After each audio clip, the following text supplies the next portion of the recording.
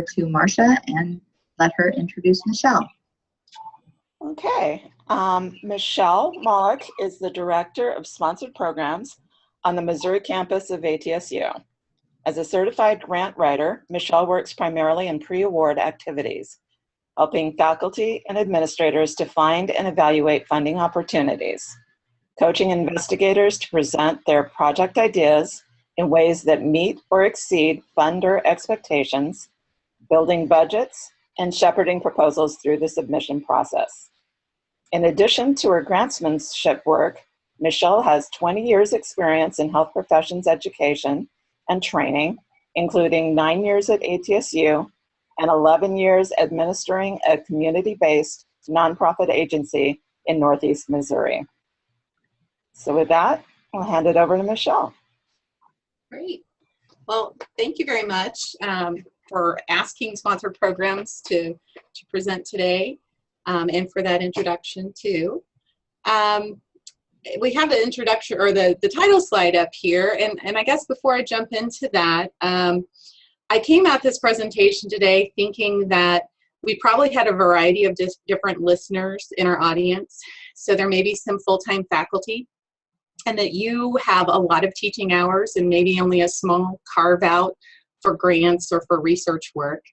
I thought we might have some adjunct faculty in the audience, and that you potentially are working part-time for multiple institutions, wearing lots of hats, juggling a lot. And then I thought we might also have some public health students in the audience, and that you're thinking about your career launch, or maybe you're already very active in your career and thinking about other community needs and how you could do good work and maybe change some things in the workplace that you're currently in. So I hope that there's a little something for everyone in this presentation. We're gonna try to offer something for everyone today. And whoops, hang on a second while I manage two different mice here. Here we go. So in terms of learning objectives, what I was intending for us to get out of this today was to talk about these three things. I think we're going to spend the bulk of our time looking at budget factors and things that are critical for budget building and determining funder fit. But I also wanted you to know that, grantsmanship these days is really high stakes competition. So there are fewer grants being offered. Many funders are looking for electronic submissions. So they're looking for really high stakes stuff right now. We have to do our best in our long range planning to think about how to be competitive a year from now, 2 years from now, maybe even 3 years from now.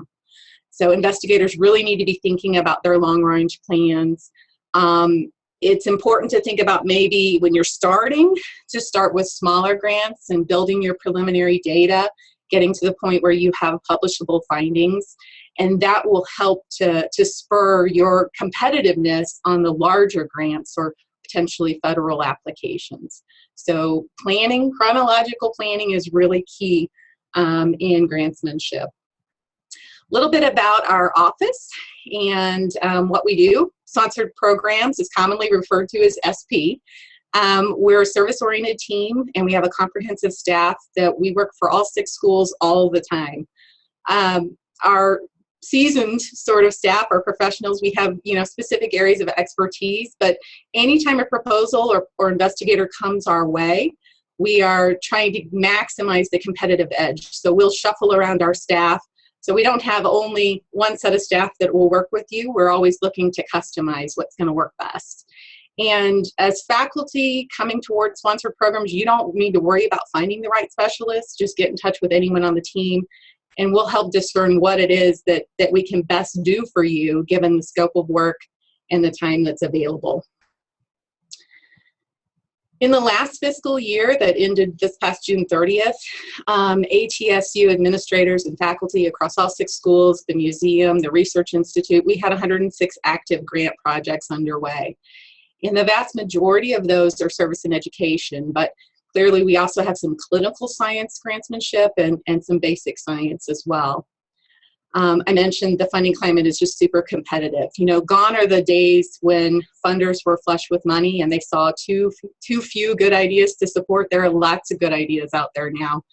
So today's project director or principal investigator, a PD or PI, I might use that in the presentation, they have to bring a really well-constructed proposal. They have to have a solid research plan, letters of support. They have to be outcomes-oriented. And then on top of that, they're going to have to show through their CV that they have the right skills and experience, a track record, and publications to justify their claims that they're the right person carrying out the right project at the right time for the right price that the funder wants to pay. So super competitive. Our strategy in SP is that, we want you to succeed. Again, we're service oriented. We believe that planning and preparation are a big part of that process. We don't like the buckshot approach in where a person would apply to a whole bunch of funders with a standard application. That's usually like 99% of the time a waste of your time, and it leaves your work unfunded. So our SP mission is to maximize the extramural support that comes to ATSU. That can come through grants, subawards, or contracts.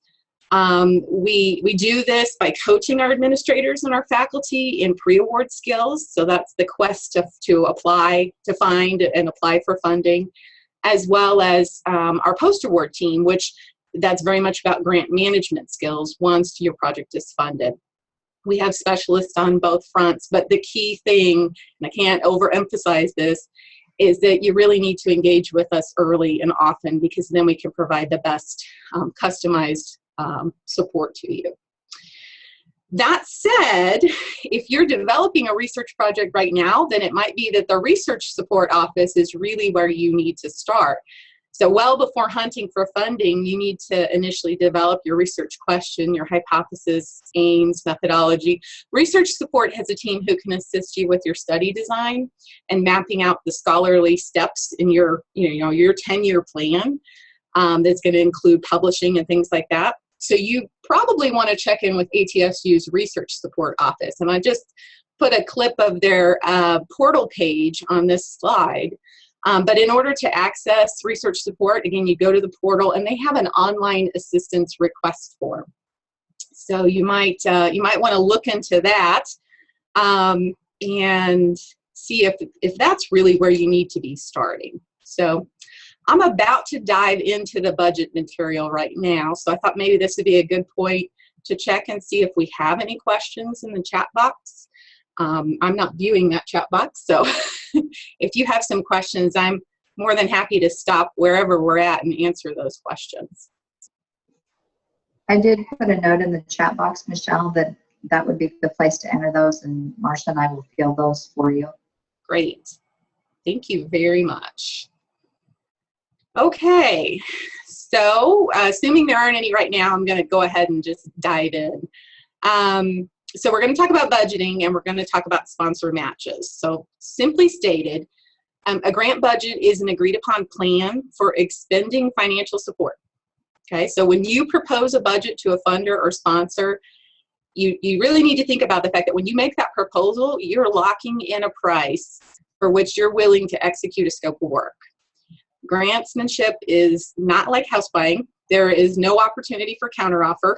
At least very rarely, we don't get to negotiate. So it's really critical that when we're going in the application process, that we have thoroughly anticipated the cost that it's going to take to execute a project.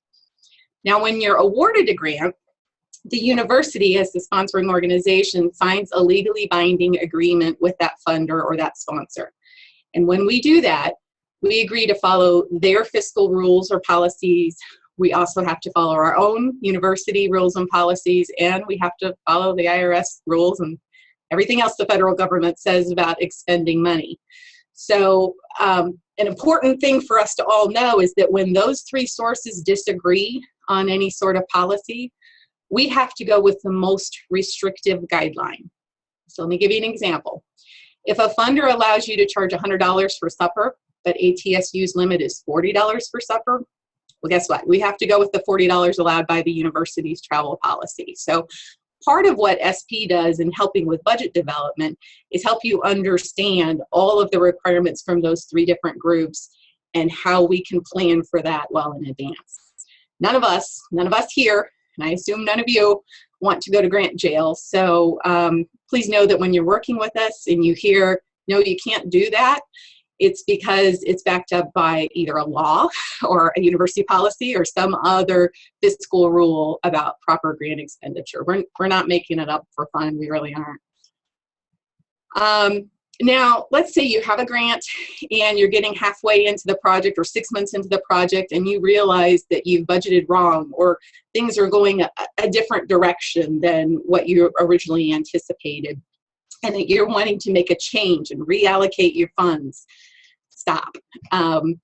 Stop what you're doing and give us a call, because again, we want to go back and double check all those policies. The other thing is that legally binding contract, you said exactly how you were going to spend money. So we will often have to go back to the funder and get pre-approval before we can shift dollars between different categories or to different activities. And those pre-approvals can take time. So we're here to help you with any changes that might need to be made. But that's when you've got the grant. You know, financial management should never fall off the radar. But you and I are here today to talk about building a budget. So I'll step back and let's talk about building a budget. I think as we do this, it might serve us well to use kind of a case study. So let's pretend we have a project going on together. So you and I are working together, and we're going to try to secure some support for a public health research project that you're involved in, that you want to test a new patient education tool, and you want to test it with adolescents in a clinic setting. So that's what you've brought to me to this point. You've already formed your question. You've already laid out your aims. You know who your partners are going to be and what you're going to do, when you're going to do it. All that's in your research design, and you're showing that information, and I'm helping you to build a budget from there. So now we got to put a price tag on everything that you want to do in this research project. Notice that we start with the project design, not we start with how much the funder will pay. We don't want to go that direction. We want to figure out what it's really going to cost to do your project. So we'll use those methods or that research design that you laid out, and we're going to put this in a chronological timeline. So you may be applying for a 3-year grant. So we have to figure out where that's going to all pan out over the course of 36 months. And then I've listed 7 categories here on this slide. These are kind of the typical ones that we're going to be plopping information into our budget spreadsheets. And there's some important information about each of them. So I want to go one by one through them. So I'm going to give you Michelle's 3 rules. These are really not any rule or policy. This is just best practice. Think about things in terms of all projects require people to do work. Until we have artificial intelligence making all decisions for us, people are making decisions and people are doing the work. And guess what? I think most of us probably want to get paid at the end of the month. So the people doing the work are getting paid, and what that means is our grant budgets need to document wages and benefits, regardless of whether the sponsor is paying. So I have folks that'll come to me sometimes and say, "Well, this is all within what somebody already does," or "Yeah, I'm just going to add this on to what I'm already doing." If a person's contribution is critical to getting the job done, then we need to allocate a portion of their time to it.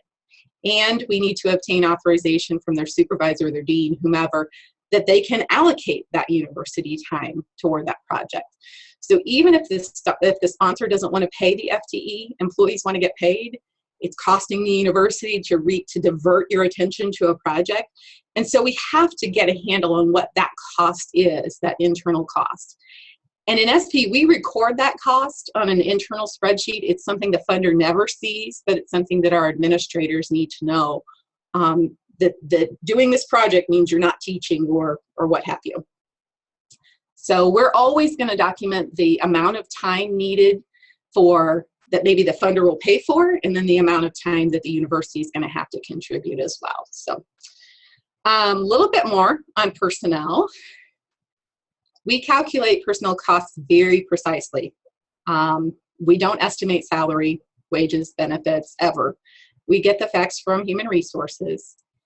And 100% of a person is 100% of a person. So we might think about effort in terms of percent of a full week or how much of someone's FTE is used. you can't have more than 100% of someone's time. So let me give you an example here. Let's say that Terry works a regular 70-hour week in her job duties, and Jordan works a regular 40 hours a week in his job duties. Both of them are doing 100% of their job duties. So when we're calculating FTE used on a project, we have to figure how much of Terry's 70 and how much of Jordan's 40 are being used. So you can see this gets a little complicated. It's case by case, and it's frankly, it's sensitive information. We also have to remember that benefits are different for part-time versus full-time status. And we have to be conscientious about people we're proposing to hire. So a future hire has to be planned within the pay scales and the policies of ATSU. So, you know, kind of pitfalls. I've had PIs who have come to us before and say, well, I want to pay this person this much because that's what we paid them at University of Delaware.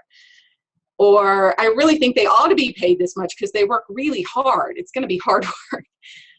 And those are great and altruistic things, but we have to work within the approved position titles and wages that are on file in the university's HR office. So again, another reason to come to SP, because we can get access to that sensitive information and we'll figure out what it's really going to cost, what the university is going to be willing to pay the person based on the job description that you're needing. We do handle most of the personnel budgeting, so you can lean on us for that. And it's important to remember that that salary information is very highly protected. So even when we're working with a PI and we're sending a budget back to you, there may be things that are blacked out that you're not permitted to see because of the sensitivity of the information.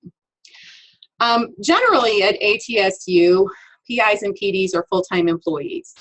So if we have adjuncts who are wanting to work on an ATSU project, you're generally going to want to work with a full-time colleague and be part of a project team. So let's go back to our case study. Whoops, my slides on my end are doing funny things.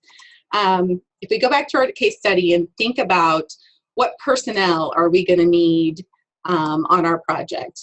Let's say that we're probably going to need a PI. We're probably going to need a co-PI. And remember, we were going to be collecting information from adolescents in a clinic setting.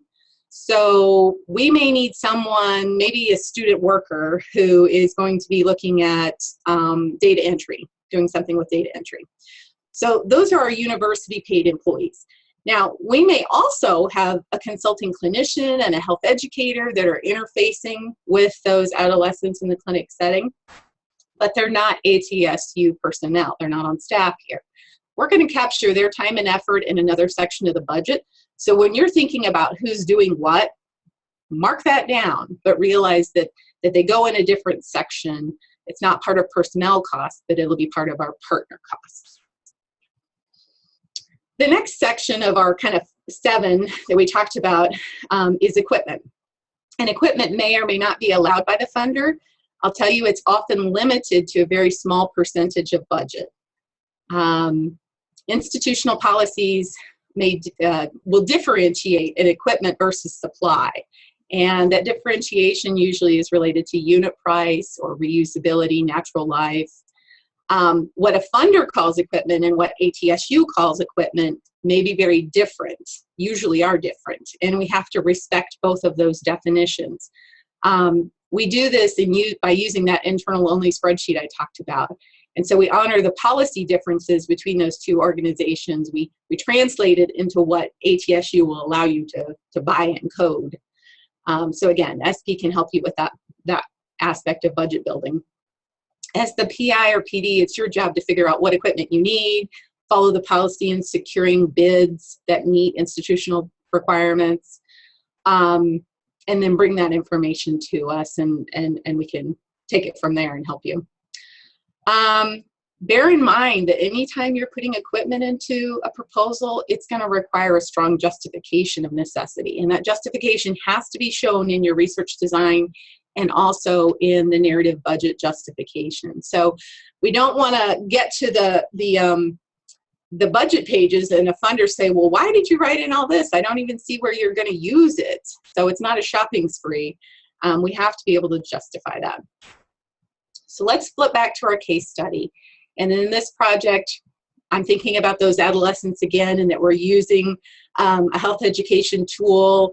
So we're probably going to want to utilize maybe tablet computers to work with those patients, to have them get that patient education and complete some surveys where we're collecting data. Again, this is in the clinic setting, so it's got to be very portable. At ATSU, tablet computers would not be considered equipment because they are far less than a $5,000 threshold that we call equipment. So in our policy. Now, maybe you're gonna buy 30 tablet computers, but the unit price is far below that. So, whoops. So, you know, we would be calling that supply, and we'll get to supply a little bit later. So just a few things to think about in terms of equipment needs. Oh, yeah, not a shopping spree. I think I mentioned that.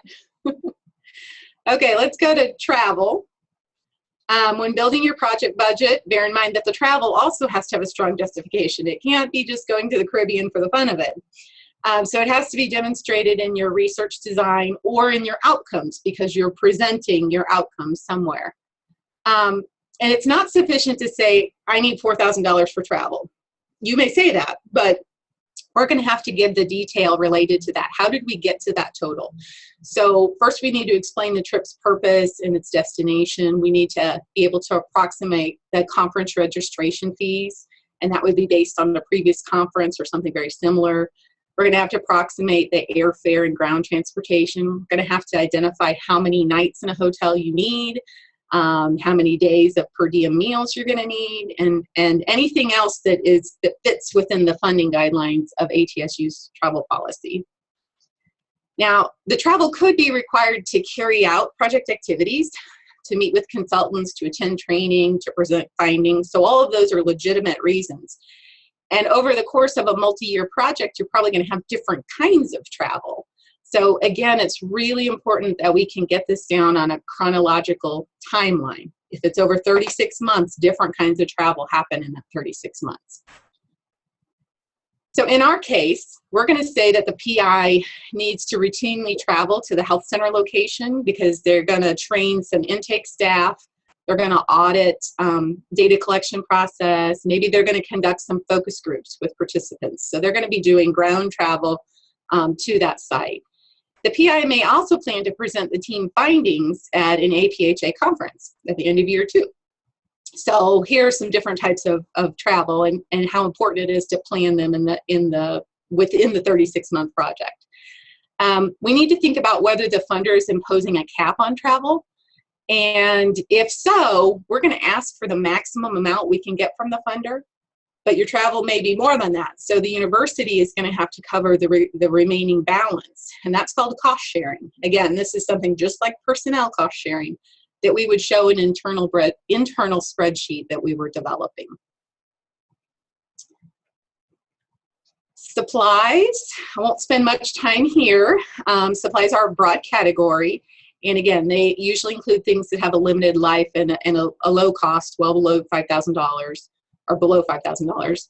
Typical supply line items are laboratory, clinical, curricular, office supply, software supply.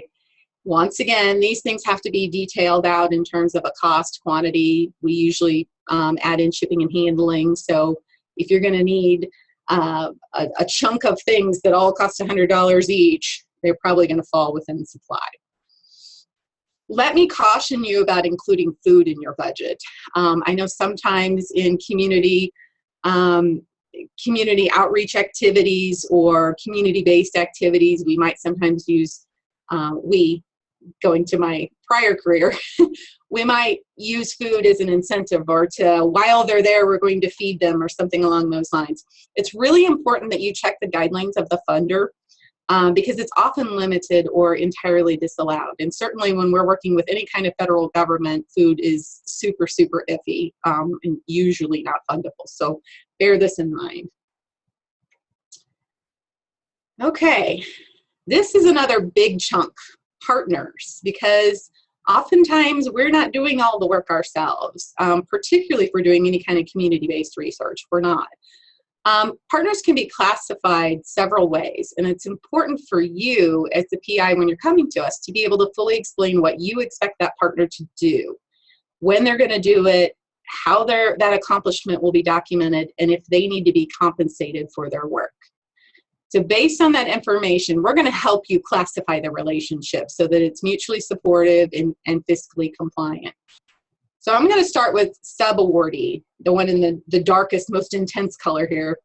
A sub-awardee often performs either a significant scope of work, or they enable that work to be accomplished by providing critical resources. So in our case study, the health center that provides a nurse practitioner and a health educator in order to test the viability of that patient education tool, they're considered a sub-awardee because the implementation of the project could not happen without their physical space or without access to their adolescent patients and without the expertise of their providers. So in this situation, ATSU would extend a non-binding pre-award MOU, Memorandum of Understanding. And that outlines the scope of work and how they're going to be compensated. We'll talk a little bit more about MOUs in the next slide, but I wanted you to know that's an agreement where they're going to deliver a certain amount of goods or services in a certain amount of time. They're going to have reporting requirements, and in turn, we're going to compensate them for it. The second one is a consultant, and a consultant usually contributes personal expertise or advice based on their knowledge of a specific topic. So in our case study, we may reach out to a clinician who has successfully used a similar patient education tool because they're going to provide recommendations on how best to train the staff or how to increase patient engagement or some other expertise that they have individually. This relationship might involve a specific number of consulting days or consulting hours in exchange for compensation. So this too would be documented in that non-binding pre-award agreement. If we're funded, our intent is to do this and pay you this amount of money. The third one here is a contractor. That's a person or company that provides a routine service to clients across a broad spectrum. So in our case, a company that cleans and prepares patient survey data for analysis, we would expect them to give us a bid for their itemized services. And then we would engage them as a vendor using our institutional purchase policy. So they're a vendor that provides the same kind of service to a lot of people. And then the last one here is a consortia. And as you all know, in community-based work, consortias can be, legally, they can be an entity, it can just be a group of folks who are interested in achieving a common cause. So whether or not it's formalized, probably what we're going to get from these types of agencies or individuals are letters of support. And that letter will demonstrate maybe a need for the project, that they see a need and they really think ATSU can help them in solving that need. Or a willingness to share resources that they have to get to that common cause. Or maybe they're going to provide some key element of some sort. These folks are our stakeholders. So stakeholders usually sign a letter of support and they're usually not compensated. So documenting the partner effort. As I mentioned, pre-award MOUs are non-binding and they're dependent on funding. So if funded, we're going to do these things. If we're not funded, it's all null and void. Even though it's non-binding, we still have to structure that MOU in a way that is compliant with university standards and legally, says the things we need to say in pre-award. So we don't have PIs that go out and just create those agreements on their own. We have standard processes and templates that we're going to use in creating an MOU. These are issued by ATSU, and they show an exchange of expectations between two entities. So it's money for specific deliverables in a specific time frame. As I said, they require administrative and legal approval before they can be offered. Now, letters of support show a willingness to collaborate or make access to resources, and they don't have the monetary expectations. So we have partners sometimes that create their own letters of support. Sometimes we take a first stab at it for them to outline the things that are going to be most important to show in the proposal. So it can go either way there.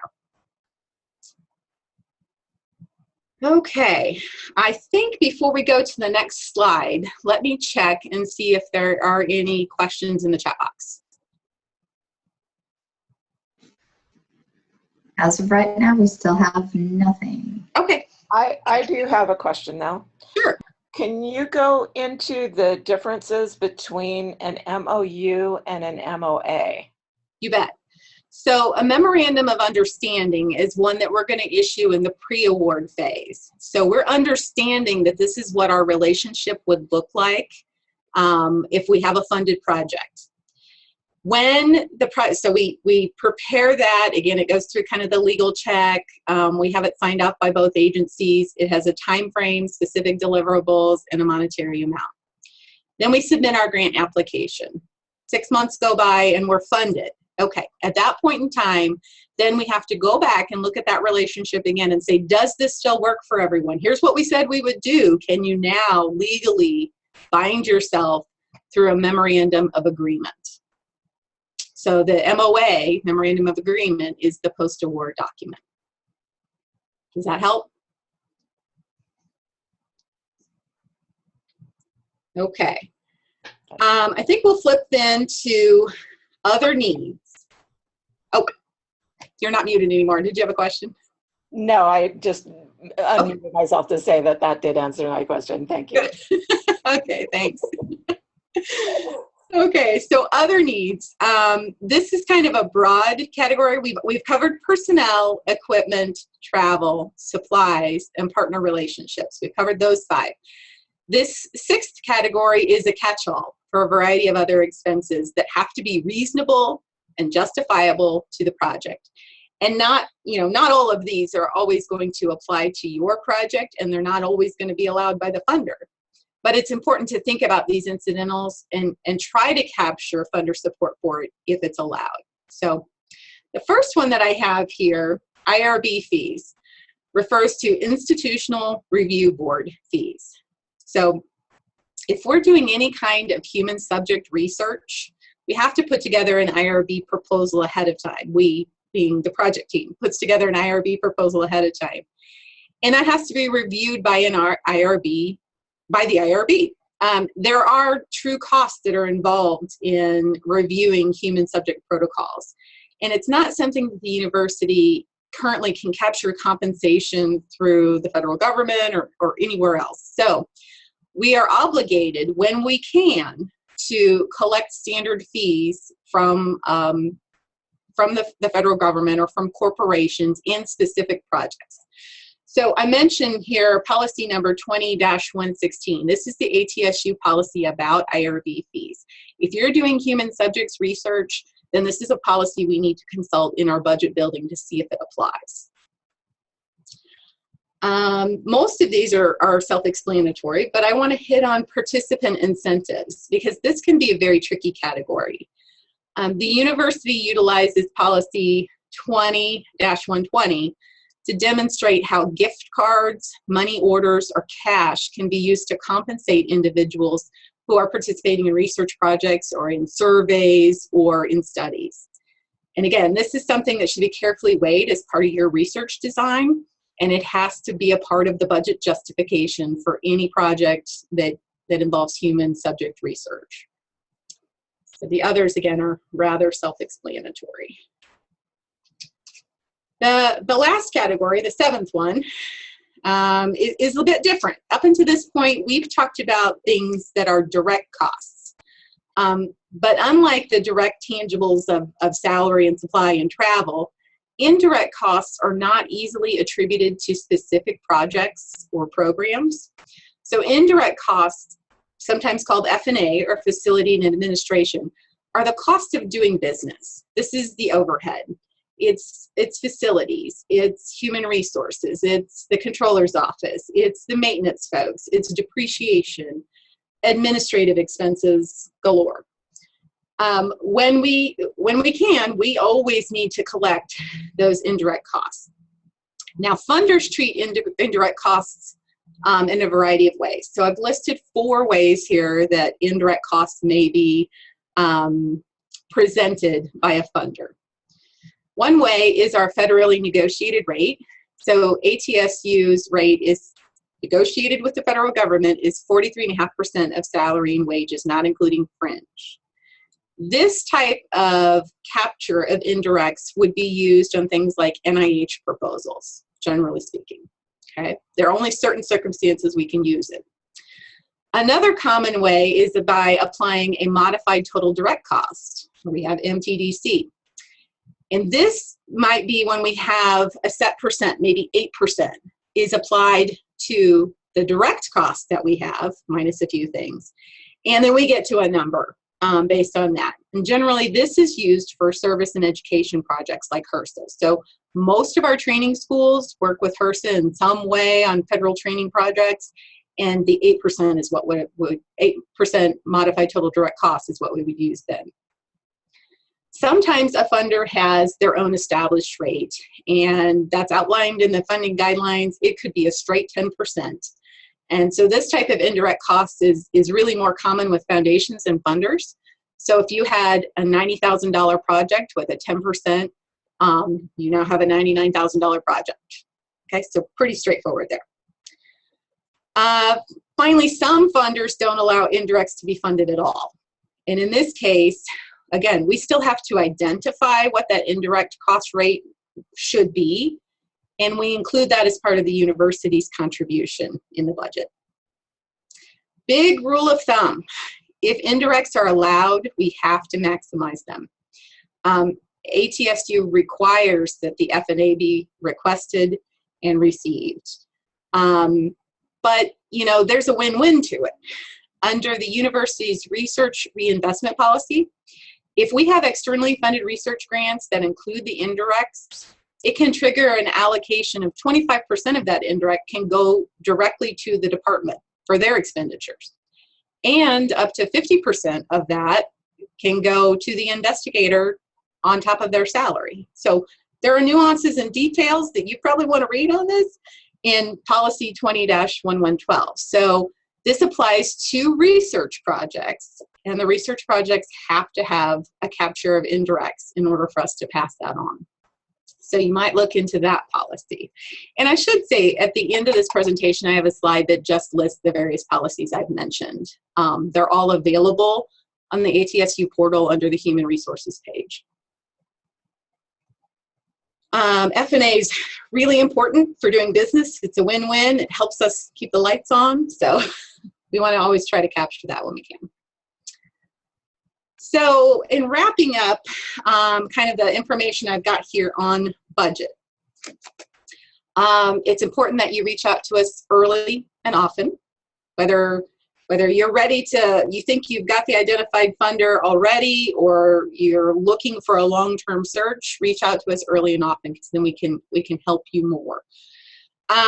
It's important to plan your budgets by using your research design and timeline. So never approach it by, this is what the funder's going to allow. They're going to give $50,000 and I got to make my project fit within $50,000.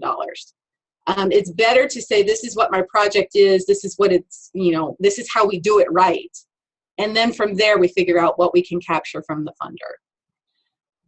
We have to abide by internal and external policies and rules. So again, remembering that when we say, that's not allowable, it's because there's a rule or a law that tells us it's not allowable. And we have to capture the maximum amount of indirects. When you're working with SP on budget development, there's usually going to be 3 products or artifacts that come out of that. The first is that internal budget spreadsheet. And I mentioned that. That's where we start at the very beginning and building everything, the personnel, you know, the indirect, everything that it takes to get that project together. That's what the university needs to know about the cost. Then there are typically 2 external documents, some sort of budget presentation that the funder wants that has the numerics of things, and then usually a narrative budget justification that the funder wants. And as I said before, that justification has to have been referenced in your research design and in your MOUs and all of those other things to say that it makes sense that this is what it costs. I think we've pretty much come full circle here in the idea of there's a lot that goes into budget development before we can lock a budget, and the university has to have a role in locking that budget. So even if you think you've got it all done and ready to go, our SP office has to review, make sure that everything is compliant with the funder guidelines, the university policies, that the figures are accurate, and we have to lock that budget before your proposal can be submitted. So I think we're doing okay on time. Again, this would be a fine opportunity for questions. Otherwise, I have another small section of the presentation. Still no questions on the chat box. Okay. Good deal. Okay, so we're going to spend a little bit of time here talking about funding matches. And most investigators are out looking, they're abreast of the research community and what they're doing, and they're looking for funding opportunities. They're probably signed up on listservs. So they're aware of their climate and what opportunities might be available. That said, sponsored programs, a big part of what we do on the pre-award side is that quest for funding. And so the types of activities that we're usually involved in is interacting with faculty to gain an awareness of your individual or collaborative research priorities so that we can put that on our radar and try to be more aware of it. Now, we clearly can't be searching for 100 faculty in depth every day, but it's on our radar, and we're on the hunt to support your work. We also provide individualized, tailored assistance. So if you say, this is my project and the parameters and kind of the hangups I've had in finding funding, can you help me in doing a targeted search? We certainly can assist with those things. We spend a lot of time analyzing funding opportunities and trying to decide if it's a priority one. And I'll talk a little bit more about that in terms of the specific things that make a good match. But we do a lot of analysis work on funding opportunities. And what that allows us to do, while we look at it in the milieu of funding in general and what funders are looking for, we can then present that back to you and Nadine and say, this is what it really requires and what it really looks like, or unfortunately, we're not even eligible at all. We do monitor a lot of listservs and funding databases, and then we do distribute relevant information via Grants and You or targeted emails to specific groups of folks who've expressed an interest in something. So we try to get some information back out in front of you in a variety of different ways. Match considerations.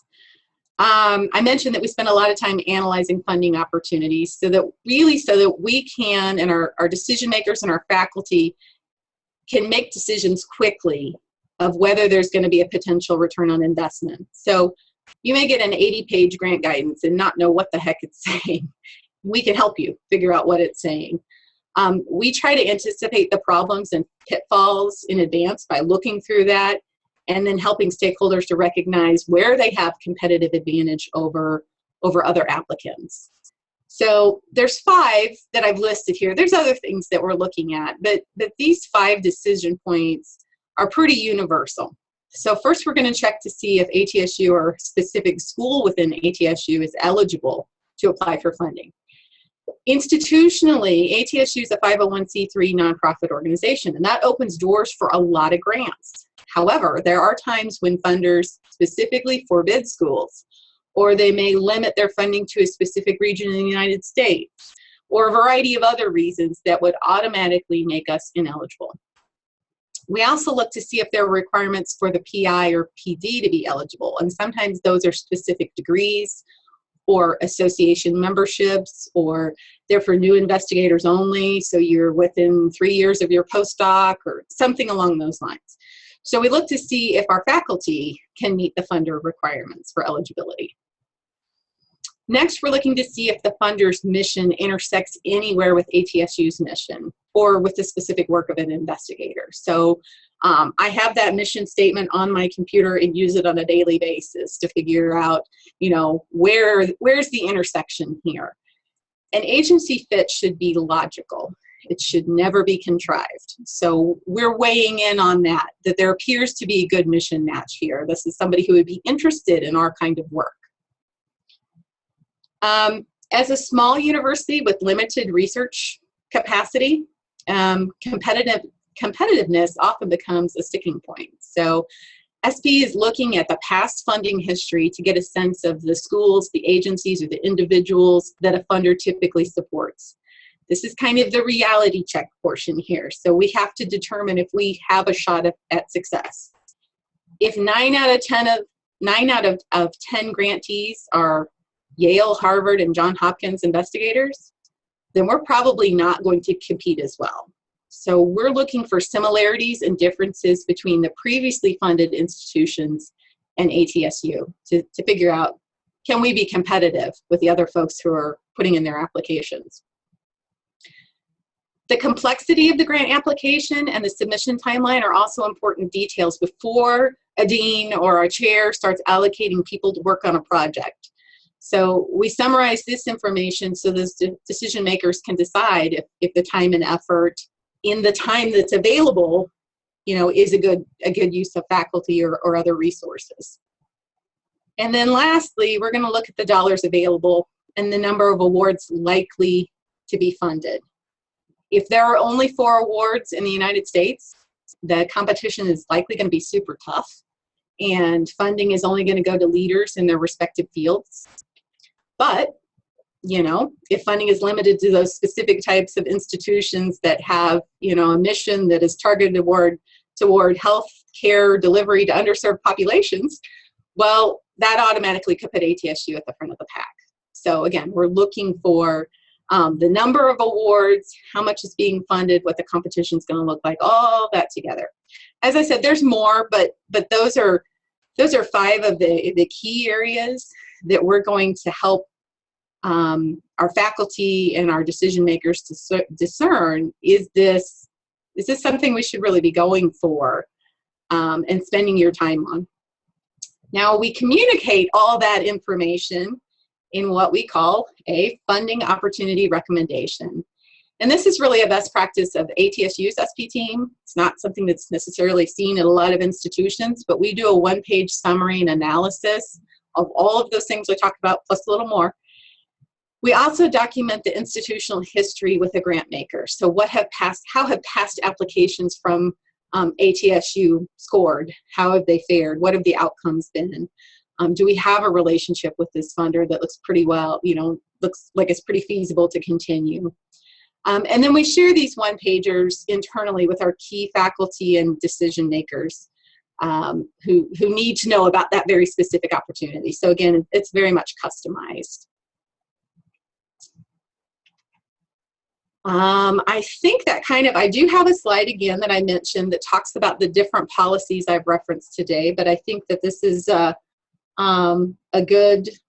this is really kind of getting to the end of the presentation and figuring out if there are any questions or specific scenarios I can help you with.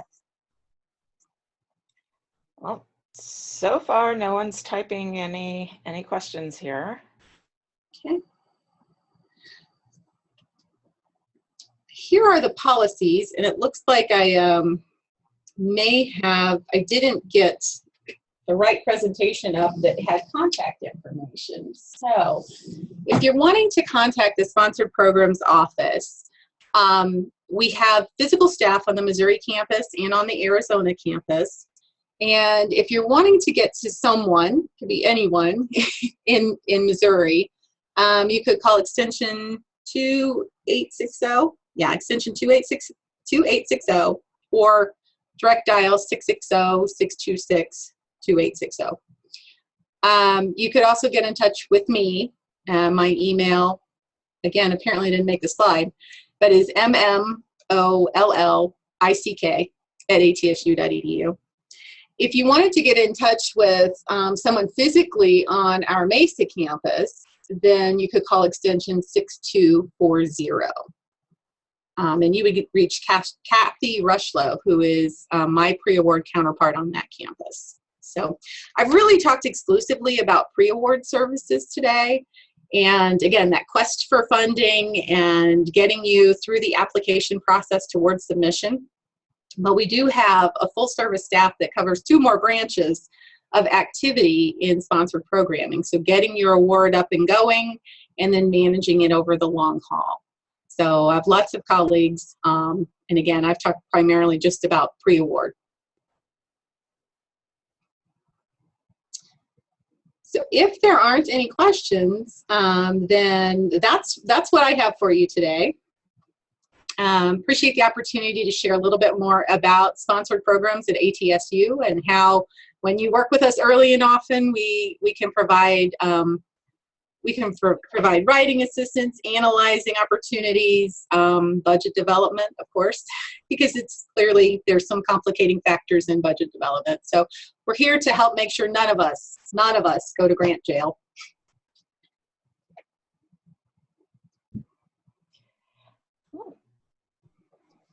Thank you, Michelle.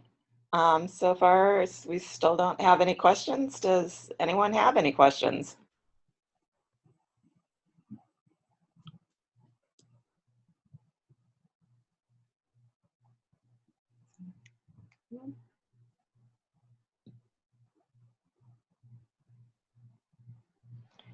Okay, it doesn't look like we're going to get any questions. Well, we appreciate your time, Michelle. This is a great presentation. Thanks so much. Appreciate the opportunity. It is rainy and gross out in Missouri today, so I hope someone somewhere who's listening is having a beautiful day outside and gets to get away from their computer. Yeah. Okay. Thank you. Thank you.